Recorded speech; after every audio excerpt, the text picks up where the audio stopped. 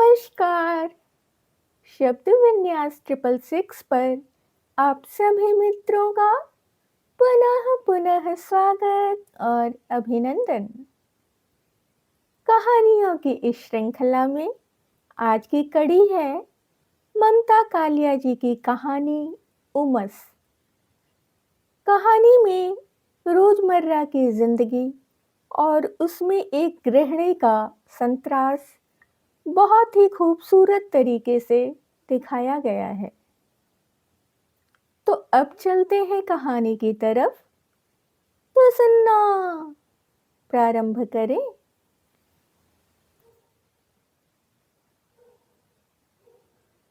पति का ख्याल था कि पत्नी के रूप में वह एक गोल व्यक्तित्व बनती जा रही थी।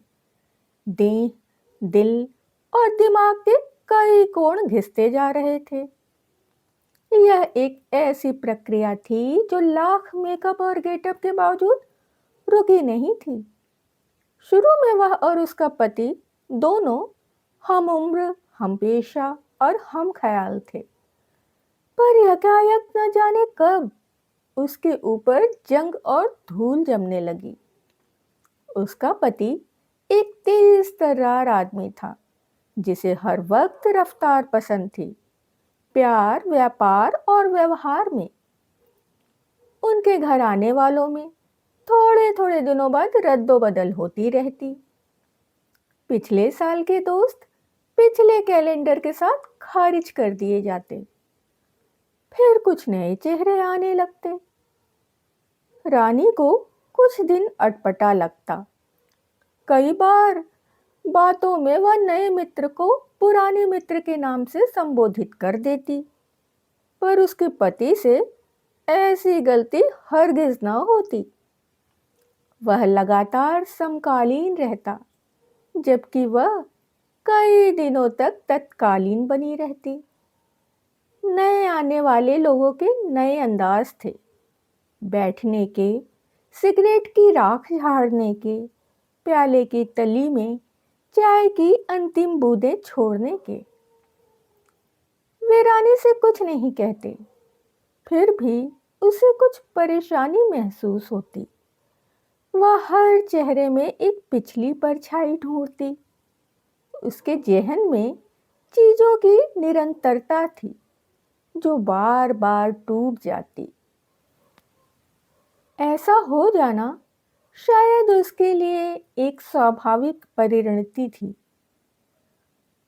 घर के अंदर के वातावरण में तारतम्यता थी, निरंतरता और दैनिकता की मिलीजुली उपलब्धि। दोपहर में रानी गृह लक्ष्मी कार्यक्रम आकाशवाणी से सुनती और सुनते सुनते उसे झपकी लग जाती। ज्यादातर उसकी आंख सास की डपट से खुलती।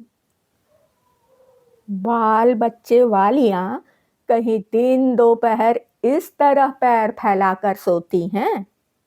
अरे, थोड़ी देर सुई सलाई लेकर बैठ। कपड़े पड़े हैं, इस्त्री फेर ले। शाम का काम अभी शुरू भी नहीं किया तूने। वह हड़बड़ाकर उठती। उठते ही काम अपने 8 पंजों से उसे जकड़ लेता। वह एक काम पूरा करती तो दूसरा अधूरा रह जाता। दूसरे पर ध्यान देती तो तीसरा काम कहीं से उग आता। इस सारी प्रक्रिया में रात तक वह एक हाय हाय व्यक्तित्व बन जाती। इसके विपरीत ज्यों-ज्यों रात गहराती, उसका पति और ज्यादा सचेत, सक्रिय और बातूनी बनता जाता। वह हर बात पर सुभान अल्लाह किस्म की दाद चाहता और अपने अगले कार्यक्रम के नक्शे सुनाता। रानी की इच्छा होती कि वह एक शव की तरह निस्पंद पड़ जाए, पर उसका पति विनोद अपने नाम को सार्थक करता हुआ चुहल के मूड में रहता। उसकी जड़ता से विनोद कई बार खींचता और दोनों के बीच अनबोला हो जाता। तब एक दूसरे को समझना और भी मुश्किल हो जाता। हालांकि विनोद कभी पत्नी की शिकायत नहीं करता था, फिर भी माँ को एकदम पता चल जाता कि दोनों के बीच तनाव है। वे तब तानाशाह की तरह रानी से काम करवाती और साथ ही हर काम पर अपनी टिप्पणी लगाती जाती। ना करो तो हर काम बड़ा है, करो तो कुछ भी नहीं है। तेरी उम्र पर मैं आधी आधी रात तक कपड़े धोया करती थी। चक्की चलाना, भैंस की सानी पानी करना, कंडी बनाना, सीना पिरोना, ये सब की तो गिनती ही नहीं थी। औरत जात का काम प्यारा होता है, चाम नहीं। तुझे तो हिरनी की तरह होना चाहिए, बारहसिंगे की तरह नहीं कि बस सींग अड़ाती डोले। रानी धीरे धीरे हारे हुए हाथों से काम में लगी रहती। माँ उसके हाथ से पोछे की बाल्टी या सब्जी की टोकरी छीन लेती। गजब की फुर्ती थी उनके काम में, वे काम निपटाती। तुझे यह भी नहीं पता कि मरे मरे हाथ चलाने से घर का दलिद्दर कभी नहीं भागता। जल्दी कर, फटाफट खाना बना डाल, मुझे सत्संग में जल्दी जाना है। रानी ठिठक जाती। माँ, ऐसा नहीं हो सकता कि मैं सत्संग में चली जाऊं और तुम आज घर देख लो। माँ बिगड़ जाती। तेरी यही बेतुकी बातें मुझे बुरी लगती है रानी। वहां क्या नौटंकी लगी है? रानी को ये सब बातें सुनाई नहीं देती। अपनी बात कहने के साथ ही वह जैसे अपने को देख लेती। उसने बाजार से 2 धोतियां खरीदी हैं। उसने उन्हें गेरू से रंग लिया है। उसने रुद्राक्ष की माला पहन ली है, पैर में खड़ाऊ हैं, हाथ में खड़ताल, और वह किसी सुरम्य घाटी में बैठ उन्मुक्त कंठ से गा रही है। फिल्म, दूरदर्शन और अपनी कल्पना के मेलजोल से बना यह धारावाहिक दृश्य चलता रहता कि अचानक माँ की तेज चेतावनी आती। तुझे दिखता नहीं है? सामने दूध उबल कर फैल रहा है और तू लठ सी खड़ी की खड़ी। रानी अपनी निरंतरता में से निकल नहीं पाती। माँ, कभी कोई गलती तो मुझे अपने आप कर लेने दिया करो। माँ गुस्सा हो जाती। क्यों करेगी तू गलती? अरे, जब हम बैठे हैं बताने सिखाने वाले, तुझे फिक्र क्या है? जैसे जैसे मैं कहती हूँ, आंख मूंद कर करती चल, मजाल है कोई गलती हो जाए। रानी रसोई से हटकर कमरे में आ जाती। कमरे में हमेशा की तरह खूब से लोग बैठे होते। वह उनमें 1-2 चेहरे ही पहचानती। वे चुप बैठे होते, जबकि दूसरे नए चेहरे बड़े जोर शोर से बहस में लगे होते। बहस ज्यादातर किसी नए प्रश्नों पर होती। साहित्य में 21वीं सदी कैसे आएगी? पाकिस्तान के पास बम है या नहीं? ऐसे ही एक मौके पर रानी ने कह दिया, यह तो बिल्कुल ऐसा सवाल है जैसा पिछले दिनों छपी एक कहानी में था कि दादी के पास 56 तोले की करधन है या नहीं। विनोद ने गुस्से से उसकी तरफ देखा। यह उसके अंदर चले जाने का सिग्नल था। जिन बातों को नहीं समझती उसमें बोलती क्यों हो? एक शुद्ध राजनीतिक बहस में कहानी की बात कहां से आ गई? विनोद ने बाद में डांटा। इतनी बेतुकी बातें तुम्हारे दिमाग में भरी रहती हैं। कई बार मुझे हैरानी होती है, कैसे तुमने बीए पास किया? मुझे अफसोस है कि मैंने बीए पास किया, इसकी भी जरूरत नहीं थी। अच्छा, ज्यादा बोलने की जरूरत नहीं है। बोलेगी तो यह जरूर, चाहे बात में तुक हो या नहीं। ऐसे ही सारा दिन मेरे साथ बहस में पड़ी रहती है। माँ अपने संवाद के साथ मंच पर आ जाती। तेरे से तो चलो मिलने वाले आते हैं, तू मर्द है, पर यह वहां मर्दों के बीच बार बार क्या करने जाती है? यह नहीं कि औरत की तरह चाय रखकर अंदर चली आए। क्यों होती जा रही हो इतनी अजीब तुम? विनोद कहता। मैंने कोई अनर्थ तो नहीं कर दिया, एक छोटी सी बात थी वह। पर कितनी बेतुकी, बेवक्त। रानी वहां से हट गई। कमरे में धुले हुए कपड़ों का बेतरतीब ढेर पड़ा था। कपड़ों के बीचों बीच बैठ वह तह लगाने लगी। सुस्ती आने लगी तो वह उन्हीं के बीच सो गई। यकायक झंझोड़े जाने से उसकी नींद टूटी। यह उसका बेटा था, पवन। माँ, एक प्याला चाय बना दो, पवन ने कहा। रानी ने उन्नीदी आंखों से अपने बेटे की तरफ देखा।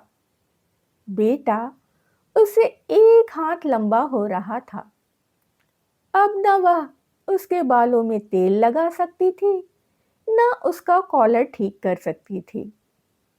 कद के हिसाब से वही घर में सबसे संक्षिप्त थी। चाय तो मुझे भी पीनी है, पर बनाएगा कौन? रानी ने कहा। और कौन बनाएगा? जल्दी करो, मुझे प्रैक्टिस पर जाना है, पवन ने कहा और अपने कमरे की ओर चला गया। रानी कुछ देर वैसे ही बैठी रही। उसने अपने आप को बेहद फंसा हुआ पाया। बिना चौके में गए चाय बननी मुमकिन नहीं थी, और चौके का मतलब था चख चख। जाए न जाए के बीच अपनी सुस्ती खोलती न खोलती अंततः जब तक रानी ने चाय बनाई, पवन बिना चाय पिए खेलने के लिए चला गया था। मुझसे कोई भी काम ठीक से नहीं होता, रानी ने सोचा और दुखी हो गई। उसने भी चाय नहीं पी। वह देर तक खिड़की से पवन की राह देखती रही। बाहर आसमान था और आसमान में पतंगे। पतंग और पंछी अपनी बिसात भर उड़ाने भरते और अधिक से अधिक आगे जाने की कोशिश करते। रानी के पांव अनजाने उचकने लगे। उसे लगा वह डोर का अंतिम सिरा पकड़कर लटक जाए या पक्षियों की डार में पहुंच जाए। जब तक पवन घर आया, रानी बहुत परेशान हो चुकी थी। तू बिना चाय पिए चला गया और इतनी देर में आया है। 1 घंटे में तो आ गया हूं। तुम इतनी देर लगा देती हो हर काम में। अच्छा, अब कहीं ना जाना, मैं चाय लाती हूं। तभी माँ अपने कमरे से आ गईं। रानी, यह बच्चे को चाय पिलाने का वक्त है या खाना खिलाने का? सारा दिन तुझे चाय का खब्त सवार रहता है। यही बच्चों को लगा दे, इसका पेट चौपट हो जाएगा। बेटे, चाय से कलेजा जल जाता है।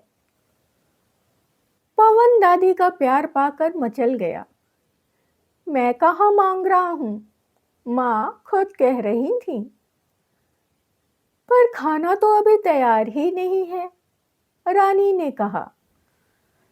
कैसे तैयार होगा? तू तो 2 घंटे से खिड़की पर खड़ी है। काम क्या भूत प्रेत करेंगे? हुआ क्या माँ कि मैं सोचने लगी पवन के लिए इस वक्त दम आलू और पूरी बना दूंगी। ख्याल ही ख्याल में तो मैं बना भी चुकी थी। धन्य हो बहू रानी, आज हम लोग ख्याल खाएंगे या कुछ करोगी भी? माँ, सारी दुनिया आज जेट रफ्तार से चल रही है और तुम अभी फैजाबाद पैसेंजर ही बनी हुई हो। पवन ने कहा। रानी को लगा झूठ है यह बात, वह सुस्त नहीं है। जब सारे काम ही बेमजा हो तो रानी क्या करे, कैसे अपना मन जोड़े इन टके टके के कामों से। विनोद ने झींक कर कहा, इससे तो अच्छा है एक नौकर रख ले हम लोग। माँ बिगड़ गईं। और यह क्या करेगी? आराम। फिर तो यह और भी बिगड़ जाएगी। रानी को हंसी आ गई।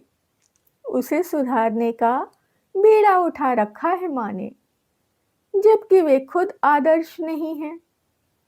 कितनी ऐसी छोटी बड़ी बातें हैं जिनमें उन्हें बहुत कुछ सीखना है। समझते हुए भी रानी नहीं बोलती, क्योंकि सच बोलने से घर का माहौल हमेशा खराब होता है। टीवी पर क्रिकेट मैच आ रहा था। जिन दिनों मैच आता, घर में और कोई काम ही ना होता। हर आदमी अपना छिटपुट काम लेकर टीवी के सामने होता।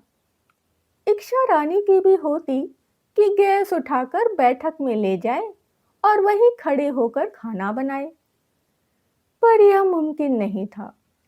लिहाजा वह आते जाते एक और दूसरी सब्जी के बीच टीवी के पास ठिठक कर खड़ी हो जाती। जैसे ही पवन कहता, माँ बैठो, वह चल देती। अभी नहीं, मैं तो यूं ही खड़ी हो गई थी। रसोई में कुकर की सीटी और खलबल कुछ देर उसे सुनाई न देती। दिमाग में गेंद फेंकता इमरान और चौका मारता गावस्कर रहता। किसी तरह जल्दी जल्दी काम निपटाकर वह बेटे के पास बैठ जाती। एक गेंद पर खूब ताली बजी तो रानी ने कहा, क्या शॉट लगाया है कपिल देव ने। पवन चिढ़ गया। यह कपिल नहीं, वेंगसरकर है माँ। ऐसा कैसे हो सकता है? यह तो कपिल ही है। जो बात तुम जानती नहीं उसके बीच में बोलती क्यों हो? विनोद ने खींच कर कहा। चुप नहीं रह सकती? यह एन मेन कपिल है और यह कह रहा है वेंगसरकर है। पवन ने गुस्से में अपने बाल नोच लिए। माँ, तुम बिल्कुल पागल हो गई हो। इतनी बेसिर पैर की बात करने से अच्छा है तुम्हें पहले कुछ पता हो। इतना जमकर कपिल देव कभी खेलता ही नहीं। वह तो फरमाइशी शॉट लगाने में यकीन करता है। आया, धुआंधार 10-12 रन बनाए और आउट। अच्छा यह बता, दोनों की शक्ल मिलती है? दोनों के दांत मिलते हैं या मूछें या हंसी? होगा, लेकिन वेंगसरकर एकदम पॉलिश्ड गेम खेलता है। उसकी जानकारी और अदाकारी टॉप की है। फिर भी लगता तो यह कपिल ही है, रानी ने कहा। पवन ने धीरे से माँ को धकेला। माँ, तुम जाओ यहां से, गेम का सारा मजा खराब कर रही हो। घर का माहौल खराब ना हो जाए, इस डर से रानी रसोई में लौट गई। यहाँ चूल्हे पर दाल का संगीत था, बर्तनों का वाद्य था और काम का कोरस। लेकिन रानी की इच्छा वहां ठहरने की ना हुई। बगल के कमरे में बिस्तर पर वह औंधे मुंह पड़ गई। थोड़ी देर बाद सीधी होकर वह लेट गई, बिना तकिए बिना चादर के। लेटे लेटे उसे लगा यह बिस्तर नहीं कब्र है, जिसमें वह पड़ी है निस्पंद निश्चेष्ट। उसके आसपास गहरा गाढ़ा अंधेरा है। कभी ना खत्म होने वाली एक निरंतरता उसे मिल गई है। उसमें ना किसी की डांट है, ना फटकार, ना आरोप, ना खंडन। यहाँ वह पूरी तरह स्वतंत्र और स्वधर्मी है। वह अपने फैसले खुद ले सकती है, अपनी गलतियां स्वयं कर सकती है। यह उसका साम्राज्य है। इसमें उसे कोई उठने दौड़ने के लिए मजबूर नहीं कर सकता। बजती रहें घंटियां, फोन की, दरवाजे की, कमरे की, उसे किसी से मतलब नहीं। वह एक लंबी आराम तलबी करेगी अब। अभी आप सुन रहे थे ममता कालिया जी की कहानी उमस।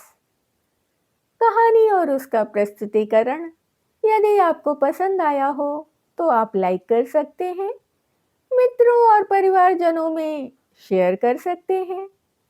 जो भी नए सदस्य चैनल से आज जुड़े हैं वो चैनल को सब्सक्राइब कर लें और बेल आइकन को दबाना बिल्कुल भी ना भूलें, जिससे कोई भी कहानी आप तक तुरंत पहुंच सके। इसके अतिरिक्त अपनी पसंद की कोई कहानी यदि आप सुनना चाहते हो तो आप कमेंट्स के जरिए हमें बता सकते हैं। अभी के लिए विदा। शुक्रिया।